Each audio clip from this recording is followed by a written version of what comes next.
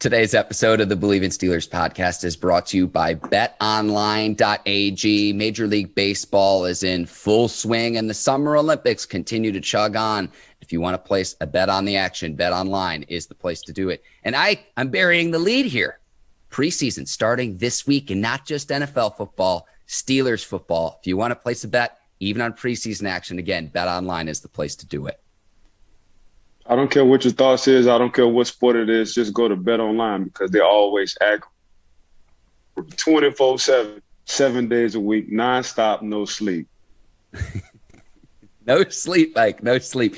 Visit the website today or use your mobile device to join and receive your 50% welcome bonus on your first deposit. So before the next big game ahead, that's Thursday. Again, Cowboys, Steelers. Head over to BetOnline and start playing today. All right, cue the music. It's time to start the show.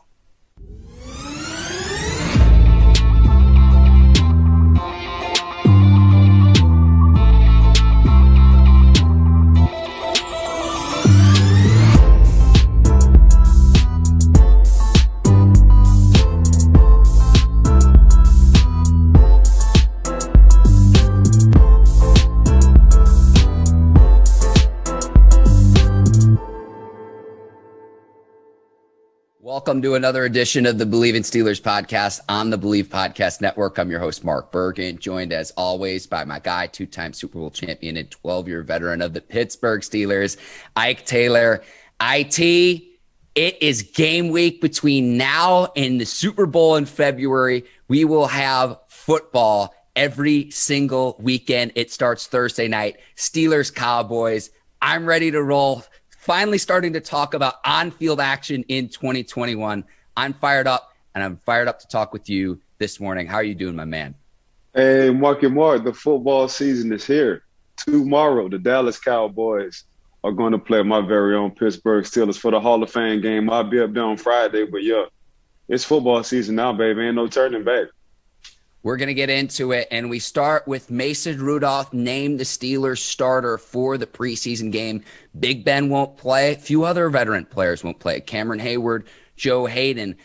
I'm excited to see the three Steelers play at quarterback, though. You got Rudolph, who's going to start the game. I want to see what Dwayne Haskins can do, the former first-round pick out of Ohio State. And we're going to get to see Josh Dobbs and what he can do at some point in the second half of this game. Were you surprised at all, though, Ike, with Rudolph being named the starter over Haskins? What's your take on that? Nah, not at all. Rudolph has been there the longest. If you just look at what happened last year going into Cleveland, there was a couple of plays short of winning that game in Cleveland. We all knew last year Cleveland had to win that game to get in the playoffs. I think Mason Rudolph, in a hostile environment, he played pretty damn well, so I thought he was on his way. If Big Ben didn't come back this year, they was gonna go on and give Mason Rudolph the nod. My personal opinion. So this is accurate. This is right. He's supposed to be backing up Ben at this point in time. He's been in that system for a while. He understands the organization. He knows exactly what Coach T and the offense is looking for. He's had a rapport with the receivers and everything. So this ain't nothing new for me, but what I do like is, Dwayne Haskins, he always trying to make it a competition as he should. And that's what he said in the report yesterday. Like he wants to compete and he wants to get in that second string spot. So that's just going to make iron sharpening iron between Mason Rudolph and Dwayne Haskins. But yeah, I think they did it right with Mason Rudolph going right behind Ben at that second spot. I'm excited to talk with you next week, Ike, when we can overanalyze this game, a preseason game. And yeah, you laugh at that because I've seen reports on Twitter about the Steelers' backup quarterback competition and how Haskins is throwing the ball downfield better than Mason Rudolph in the limited time that media members have access to be able to even watch practices. I don't give a hoot what happens in practice. It's the old Allen Iverson line, Ike. We're talking about practice, but we can finally get some on-field action. And speaking of the overanalyzing, Najee Harris, the running back, I can't wait to overanalyze however many carries he gets, but we are going to get a 4-game sample size of him in the preseason. So excited to see what he can do in the backfield for the Steelers. Yeah, I can't wait. for Najee. The more I just hear about what this dude has been through since his childhood, the more I see the stories on where he held his draft party at, the more of the drive to support his fellow teammates at Alabama for pro days and combines. Man, it's just this dude just overall a good dude. He just so happened to be Derrick Henry's little brother, so say. So you get a good dude, you get a dude who always hungry, you get a young man who always asking questions. I saw a report he was talking about. He was talking to the media. He was like, when you line up outside, and he was like, no. And when the reporter asked him why, he was like, because I asked my offensive coordinator and I asked Ben, and they said I'm live. Like anytime you're out there, don't think of yourself as being a decoy. You're really live. Then when you look at the one-on-ones, read the reports and the 7-on-7 drills, and look at some of the Instagram and the social media, and you see this guy catching one-handed balls. You know what I'm saying? Like this dude is special. So I think, and I'm gonna tell you this again, I didn't think it was a good pick at first, getting the running back that early. But the more I look, the more I hear, the more I see, the more they talk about this kid Najee. I'm like, man, hey, that's the right dude. You know, he's a Pittsburgh Steeler. It's the difference between drafting, a football player and the Pittsburgh Steelers. This guy Najee, man, he's a Pittsburgh Steeler for sure. I want to warn Steelers fans in advance. It is okay if we are underwhelmed or maybe whelmed with Najee Harris in the preseason, and here's the reason why. Honestly, save him for the regular season. Like, I've seen flashes of what he can do, but to me, it's not worth the possibility of him getting hurt. It's why I like to see that the Steelers are resting Big Ben, that they are resting Cam Hayward and Joe Hayden in the first preseason game, because remember, too, Steelers have 4 preseason games. The rest of the league, other than the Cowboys, only have 3 because of with the 17-game regular season. So I would rather keep those guys fresh, the key players that you're going to need during the regular season. And I go back to, and I've said this for a few weeks now, what our guy Damashek says about the preseason. It's for younger players. It's for rookies. It's for, guys that need to prove themselves. But it's almost like a war reenactment where if you squint your eyes, it looks real. But how much bearing does that really have on the regular season? So, like, if you're whelmed, and I'm not going to say overwhelmed or underwhelmed, but if you're just whelmed with Najee Harris in the preseason, that is okay. We will evaluate it week 1 of the regular season, because, again, I go back to, I really just want the Steelers to get through preseason healthy. You still got to let Najee play. And the reason why you got to let Najee play is you want to get him in the rhythm with this offensive line. I don't think all the offensive linemen will be starting. And they still shuffling that offensive line too, Mark. You know what I'm saying? So they still trying to see who could possibly be the starter before the beginning of the season. So for Najee, man, you still want him to get some of that oomph in him. You still want him to get hit a few times. You still want at least him or somebody from Dallas to welcome you to the NFL. So, and I think it's going to go to Najee Harris' way. But, yeah, I would love for him to play.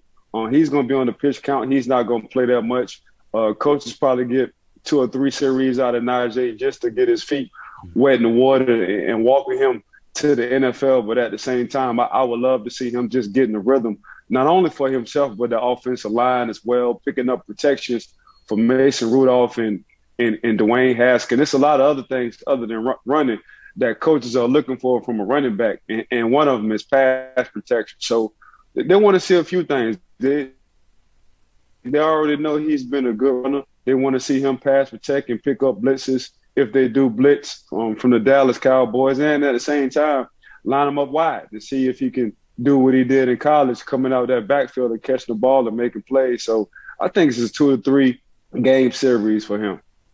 I think we're on the same page, Ike. I'm just saying it's that fine line to where I don't need to see him. I don't need to see him really for maybe a quarter. And again, for me, get to the regular season at full strength from a team standpoint. And that's just one thing where, again, if you're not quite getting where it's like, if he struggles at all, there's going to be doubters out there say, oh, he wasn't worth the first round pick. To me, we can begin to really evaluate that once we get to the regular season. Yeah, I don't think Najee is going to struggle not one bit. Just from his humbling backgrounds and what he's been through and what he's done at Alabama, there won't be a struggle at all. He looks like the type that don't force the issue. You know, he acknowledging he's been waiting on this moment. You know what I'm saying? So it ain't no pressing the issue from what I see from Najee Harris at all. Before we get to Big Ben, I know you're going to be looking at the cornerback play too, because Joe Hayden's going to sit. So Cam Sutton, who else is going to be the guy? I know that's going to be something that you have your eye on Thursday night. Yeah, for me, I want to see the front seven. To be honest with you, I think the secondary is only good as their front seven. You know, I think this secondary has been playing for a while. I think finally Coach T has a secondary that he likes and being opportunist and getting picks and giving the offense as many turnovers as they can in new possessions. So for me, man, I deal with the secondary, but you know, I don't think Mink is going to play. Terrell, I don't know if Terrell's going to play as well. So when it comes down to the starters, I would love, for me, it's the regular season with the starters. But the young guys, man, it's just right now you're fighting for that fourth or fifth spot. You know what I'm saying? You're fighting to get in the rotation. I think the first four spots are already, you know, intact. They're gonna move Cam in the inside when it comes down to the nickel. So that fourth or fifth man, if Dallas was to be played for Pittsburgh, you know, in a regular season, that's their fourth or fifth spot. That nickel, that dime guy, you know. So time will tell, man. But for me, man, to be honest with you, I'm really just excited. Football is back, you know, and it's on a Thursday, and Pittsburgh is playing Dallas, and I get to see my homeboy TP, which we'll talk about in a couple of minutes, in that Hall of Fame. Ike, before we get there, I want to thank you for lending me your psychic abilities through osmosis. Don't know if you saw Art Rooney II's comments about the potential for a Big Ben return in 2022. And I said that is a possibility on the table if the Steelers can't find a tangible upgrade at the quarterback position. And it's kind of a wait and see approach to see how Big Ben plays in 2021. He'll play on that $14 million deal this season, took a $5 million pay cut as well. 39 years old, entering – is it year 18? I'd have to double check that. I Bleav it's year 18, but I saw it. I appreciate you lending me your psychic abilities, because I said that it's like, you know, I'm not predicting it, but I'm saying, are we really sure 2021 is Big Ben's last season? And you heard it from Art Rooney II this week. Yeah, you did. But you also heard it from Coach Tomlin. Coach Tomlin said last week he's fine with Big Ben taking a year-to-year contract. You know what I'm saying? So if he said that last week, obviously him and Mr. Art must have talked, so they got something in common. So the fact that Mr. Art just came out publicly and said it, I guess, you know, I'm just guessing, and this is just my personal opinion, that Coach T and Mr. Art had talked about this last week. We're fine with 7 doing a year-to-year contract if we don't find our successor. And I think their successor is Dwayne Haskins. Okay. Oh, you know what? And we're going to see, Ike, I know you're really high on Haskins. Throw the ball through a car wash without getting wet. I know you're high on him. Yes, I am, Mark. All right. Like you said last week, you told me this, Ike. You said, it sounds like you're slurping the Kool-Aid. I'm just going to sip it. I'm just going to sip it with Haskins. I want to see more. For sure. I'll take it. I got to watch what I say to you, because you sure throw it back at me. Well, that's my responsibility, Ike. Ike, you're going to be going to Canton to see Troy Polamalu and many of your Steelers teammates, organization members get inducted to the Pro Football Hall of Fame. It's my understanding that you're going to be traveling on Friday? Yes, Friday morning. Okay, so where are you going to watch the Steelers game on Thursday then? I'm gonna watch it at the house, to be honest with you. I'm just gonna chill. Due to COVID, you know, TP had to wait till Friday, so Troy Polamalu. He had to wait till Friday, so I ain't moving unless Troy moving. That's just how it is. If Troy was there on Monday, I was there on Monday as well. But since he only gonna be there on Friday, we're coming in on Friday, I'll be there Friday. as well. So just excited. I'm sure you saw the Face First or some of the clips with the Face First podcast with me, him, and Ryan Clark just chopping it up. So I just can't wait, man. Hopefully I don't shed a tear or nothing, because on the podcast, Troy and Ryan Clark shed a tear. But you know me, I was tough as nails. I couldn't do it. I couldn't do it. So that's just how that was. But, man, I can't wait to see TP, hear Coach LeBeau intro him in his speech. And he made it, so we made it. That's how I feel when it comes down to TP. Which Steelers teammate is like the odds-on favorite to start crying first? It just depends on if Troy start crying. If TP start crying, everybody gonna get to crying. If he don't cry, ain't nobody crying. Okay. And then I know, did you go to Coach LeBeau's Hall of Fame induction in 2010? You've been to Canton before. Yeah, this would be my second time going to Canton. You know, Coach LeBeau, I'm in the Hall of Fame forever. And I tell you this, Mark, Coach LeBeau said, "Oh, Ike Taylor," name in his speech. Now, he could have named all the Hall of Famers and potential Hall of Famers who he coached, but he said, "Oh," he named one player, and his first name was Ike and his last name was Taylor. So the fact that that man mentioned my name in his Hall of Fame speech meant a lot to me on how he felt towards me. So, yeah, I probably don't get the recognition I deserve, and I don't mean to toot my own horn, but my teammates love me, and really that's all what matters. And everybody understand, like, I treat people well, and I'm going to do exactly what you asked me to do and stay humble and grind mode. So the fact that Coach LeBeau said my name in this Hall of Fame speech, no other player but the good old Ike Taylor, that meant a lot to me. I love that. I'd imagine that you'll get some shout outs this upcoming weekend too, Ike. And with Dick LeBeau, I know that when you were still at the network, I know it's like a minute and a half clip about your admiration for Dick LeBeau. And I've watched the clip, and it's just like, I just wish I could have access to more B-roll footage of some of the one-liners he would give some of the players while he was coaching. It's unbelievable. Yeah, dude was special. Dude just like Troy. You know, like I say, Troy and Coach LeBeau, they come around every 40 years, you know. Good ones come around every 20. But when you want to talk about just great human beings, let alone all-stars, let alone Hall of Fame guys in general, men who can lead, especially without talking loud, don't have to yell. They just do it by example, you know, and you just got to tune in and listen to them. That's Troy Polamalu and Dick LeBeau. So Troy couldn't have picked a better person for his intro than Dick LeBeau. And I just can't wait. I'm going to see the band will be back. A lot of the 05, 09 Super Bowl winning teams, we all going to be there. So it's all going to be a good time for the celebration. Is there someone you're most excited to see? I know you just saw RC and Troy when you were in San Diego the other weekend. Is there a teammate you haven't seen in a long time that you're most excited to see when you go to Canton? Nah, it's everybody, Mark. Like it's just once we all see each other, it's all love. You know what I'm saying? It really that's when the tears may fall in the hugging from the time we greet each other.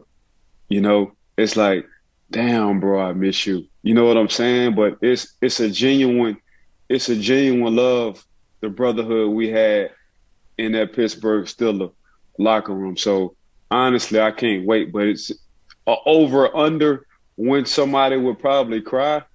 I don't think it'll be for the Hall of Fame speech. I think it'll be more of the greet when the first time we didn't seen each other in a while kind of thing. I put you on the hot seat right there, Ike, and it's almost like when you ask a parent who their favorite child is. So I tried to get an answer out of you, and you gave me the diplomatic answer. Baby. Yeah, baby, I'm ahead of the game, baby. Head of the game. Listen, keep playing chess. I'll play checkers, Ike. I'm really excited to talk with you next week about how everything goes in Canton. Safe travels to you.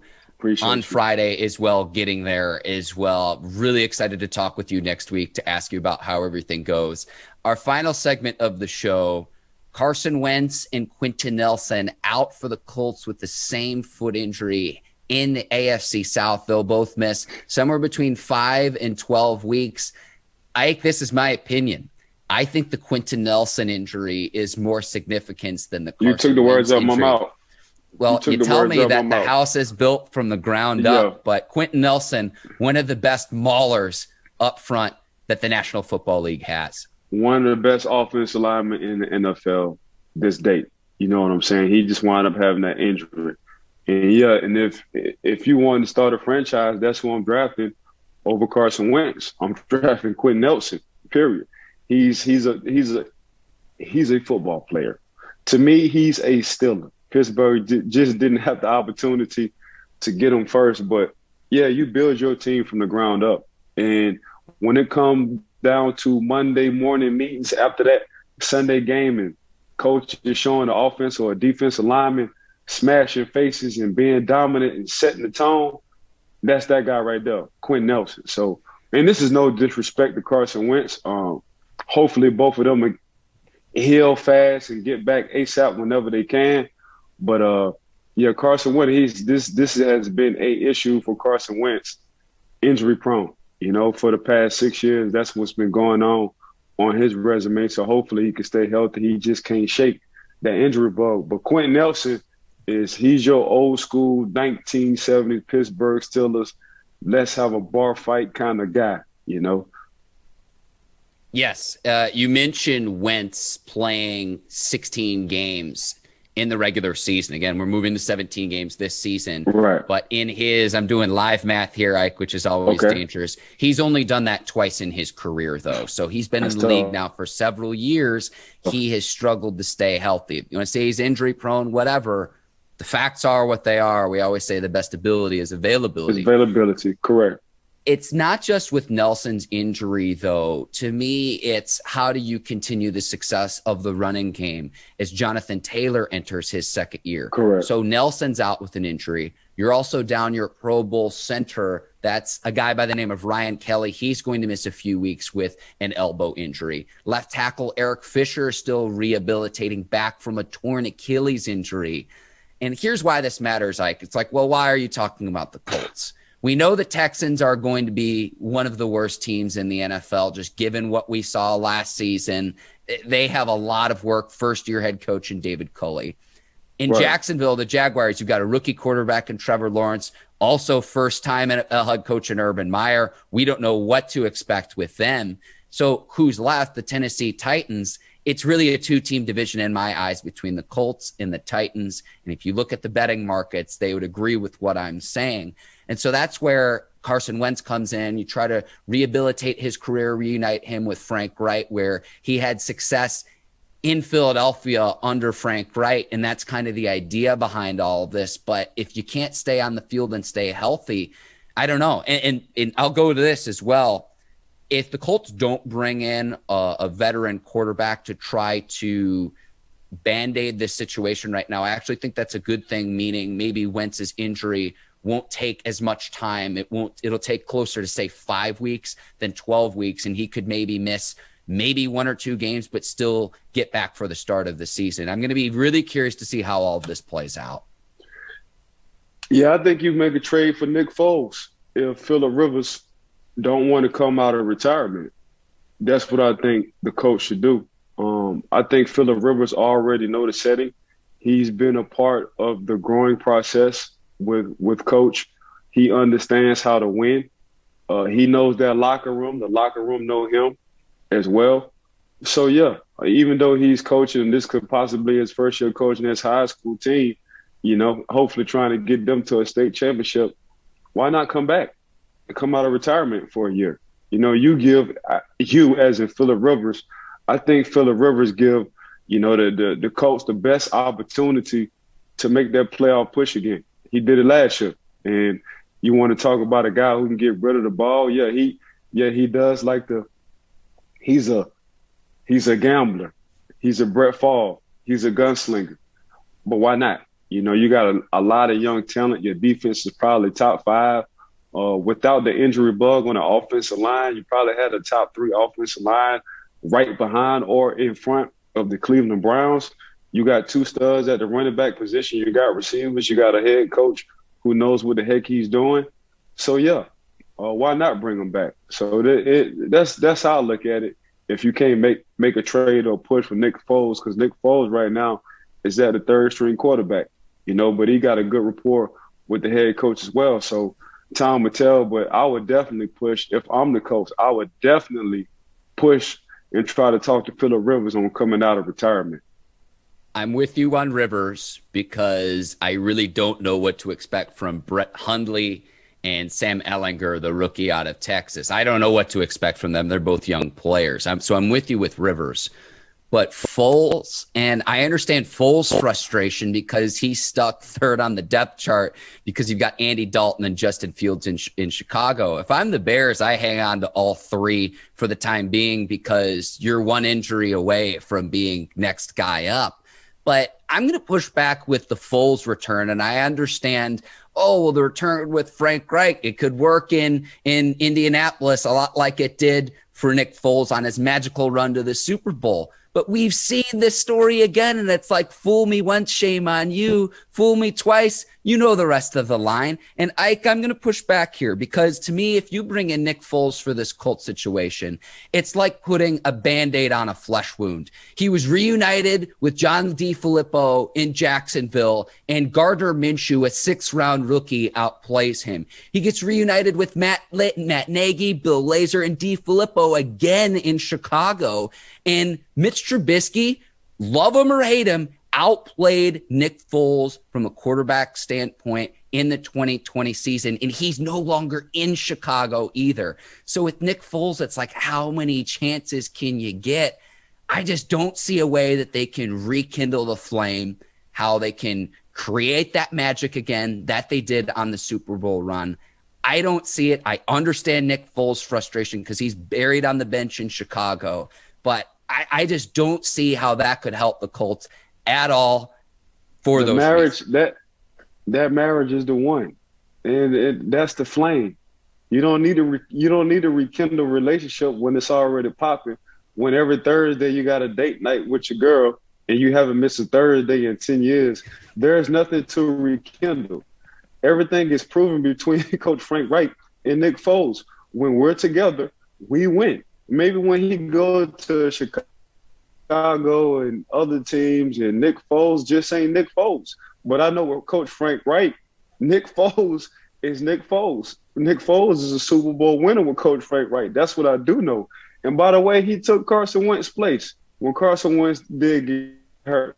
So I tried with the coach that you won the Super Bowl with in the same situation. Carson Wentz got hurt. And when he got hurt, Nick Foles stepped in and won him a damn Super Bowl. You might as well see if you could do it the second time. The magic and the flame haven't left, Marky Mark. I'm going to push back. Nick Foles, when has he ever played a 16-game season at the quarterback position? I don't think he's ever done it in his career. You said it right. He's the Band-Aid. We are waiting for Carson Wentz to come back. So I'm not asking him to be my franchise quarterback. I'm asking you to put a Band-Aid on the cut. And the cut is right now Carson Wentz is out. So Nick Foles, come rejoin us. Let's see if we can do this magical run again. And if Carson Wentz comes back early, it's Carson Wentz's spot to lose again. And see, but Carson Wentz, from the mental standpoint, has to deal with, this is the guy who is beloved. That's not Nick Foles' fault.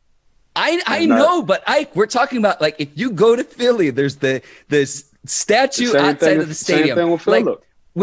When Carson Wentz came back from injury and there's a statue outside of the stadium there that he has to go to and walk by when he's going to drive by when he's going into work every single day.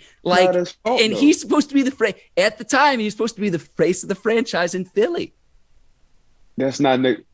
Yeah, that's not Nick Foles' fault. And I even know, though he's supposed to be the face, that don't mean that don't mean nothing. If Phillip Rivers was to come and Phillip Rivers do the same thing, is he gonna go back in the tunnel again? Is he gonna go back in the shell again? That's just Carson Wentz. Like, I can't help Carson Wentz is hopefully, but the way he's acting sensitive towards adversity in certain situations. Carson Wentz, if you don't want to be sensitive, go ahead and play. Give me a 16-game season. Make sure your butt stay on the field if you don't want to get sensitive.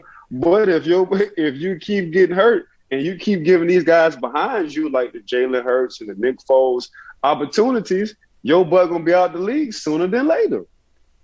I really hope Nick Foles goes to Indy just for the sake that this conversation could continue, Ike. This has been fantastic. Me too. I'm gonna smash you during the season. I hope he do. I liked my Band-Aid analogy. I think that takes tops on today's show, Ike. It's hard to get a better analogy than you here on the pod. No, that was perfect. I had to reuse it.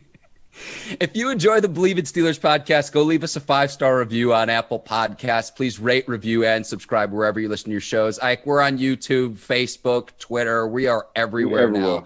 And that is a testament to Courtney Vargas, John Brinkus, and their team over at Brinks TV, the Bleav Podcast Network. And you, Ike Taylor, number 24, the Pittsburgh Steelers, number 1 in the fan of Steelers hearts as well. Doing the show week in and week out with you is an absolute pleasure. Oh, 100%, man. Shout out to you, Mark.